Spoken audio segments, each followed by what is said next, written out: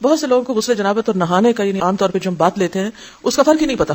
تو جو ڈیلی آپ شاور لیتے ہیں یا بات لیتے ہیں دیٹ از ڈفرنٹ, لیکن جب آپ پاک ہونے کے لیے نہاتے ہیں تو وہ مختلف ہے.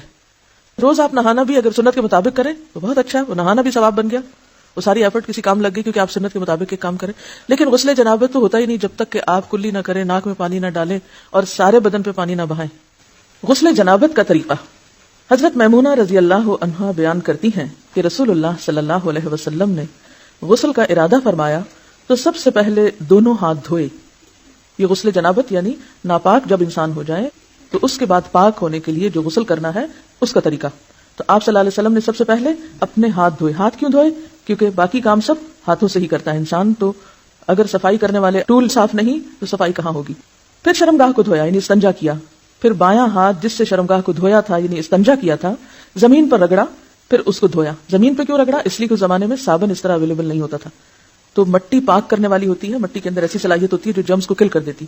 تو اگر آج آپ کے پاس صابن ہے تو اس کے لیے ضروری نہیں کہ آپ مٹی پر ہی ہاتھ رگڑیں کہ اب آپ پریشان ہو کہ ہمارے واش روم میں تو ٹائلز لگی ہوئی ہیں اور مٹی نہیں ہے تو کیا ہمارا غسل نہیں ہوگا, تو اس کا آلٹرنیٹ آپ استعمال کر سکتے ہیں. پھر کلی کی اور ناک میں پانی ڈالا, پھر چہرہ دھویا, پھر کوہنیوں تک ہاتھ دھوئے, پھر سر پہ پانی ڈالا اور بالوں کی جڑوں تک پانی پہنچایا. یعنی صرف پانی ڈالا ہی نہیں بلکہ مل کے سر کو بالوں کے جڑ یعنی جہاں سے بال اگتے ہیں اس سارے حصے کو خوب تر کیا. 3 بار سر پر پانی ڈالا, پھر تمام بدن پر پانی ڈالا.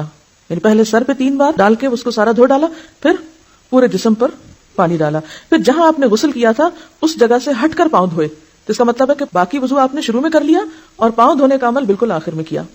حضرت عائشہ رضی اللہ عنہا اور حضرت عبداللہ بن عمر رسول اللہ صلی اللہ علیہ وسلم کے غسل جنابت میں وضو کا ذکر کرتے ہوئے فرماتے ہیں کہ آپ نے سر کا مسح نہیں کیا بلکہ اس پر پانی ڈالا.